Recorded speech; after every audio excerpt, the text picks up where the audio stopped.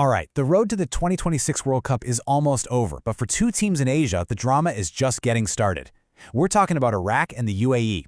They've got one last, super narrow path to glory. So, the big question is, how can they actually pull it off and get to the biggest stage in football? Let's break it all down. Subscribe now. Yeah, that's the real question we're digging into here. And let me tell you, the answer is not simple at all. It involves this absolutely grueling, multi-stage playoff system. It's going to test whoever makes it through against teams from literally every corner of the globe. So here's our game plan. First, we'll look at the overall path. Then we'll dive into that huge Asian battle between Iraq and the UAE. After that, we'll check out the global playoff, figure out how it actually works, and then get into a little strategy. You know, who would be the easiest opponent to face? All right, first things first, let's set the scene. For the teams that just missed out on getting a direct spot, this is it. This is the final, nail-biting, last-chance path to qualify. It's a second shot for sure, but man, the pressure is just immense. And for Asia, this whole journey kicks off with an intense, all-Arab showdown. Before either of these teams can even start dreaming about the world stage, they have to go head-to-head. Iraq versus the UAE. Only one gets the right to represent the entire continent in that final playoff.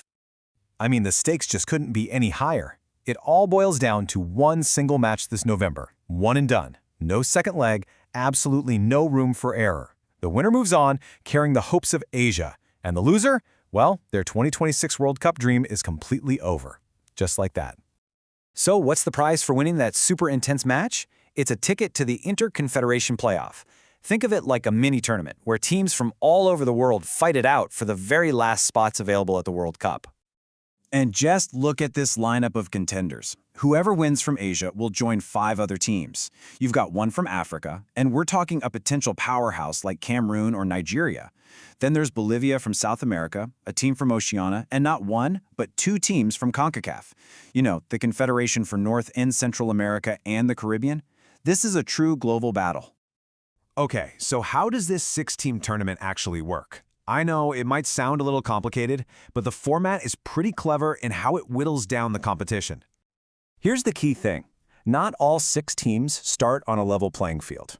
Based on the FIFA rankings, the top 2 teams get a massive advantage. They get a bye. That means they get to skip the first round completely. The other 4 teams, they have to play knockout matches, and the 2 winners from those games move on to face the top-seeded teams. And those matches are basically 2 separate finals, each for a spot in the World Cup. So what does that all mean? It means out of 6 hopeful teams, only 2, just 2, are going to book their flights. 6 teams walk in, but only 2 walk out with their dream realized. You can just imagine, the pressure is absolutely off the charts. Now with a knockout format like this, the luck of the draw is, well, everything. So if you're thinking strategically, who would the team from Asia want to face? And more importantly, who would they want to avoid at all costs? And pretty much everyone agrees on this one. Drawing a team from Africa or South America, that's the toughest path, hands down. We're talking about confederations known for physical, fast, technically amazing teams with deep World Cup histories. The opponents you'd rather face? Definitely the teams from CONCACAF or Oceania. They're seen as a much more manageable challenge. It really all comes down to this one feeling. Having to face a team with a World Cup history and just the raw power of a Cameroon or a Nigeria, that is the absolute nightmare scenario. It's the one matchup everybody is praying they can avoid in that final winner-take-all game. Okay, let's wrap our heads around this. After a grueling 2-year qualification campaign, everything funnels down to this moment. First, that intense winner-take-all battle between Iraq and the UAE. And then, for whoever wins that, there's one last global hurdle to clear. Just think about it. Everything. Years of training, national pride, all the personal dreams. It all comes down to a single 90-minute game against a team from the other side of the world. You win, you're in the World Cup.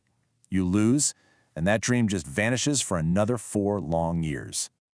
It's just an incredible journey, full of so much hope and, of course, potential heartbreak. So the question I have for you is this. Now that you've seen the absolutely daunting path ahead, who do you think is going to win that first critical battle? Is it going to be Iraq or the UAE? Who's going to earn the right to fight for that final spot at the World Cup?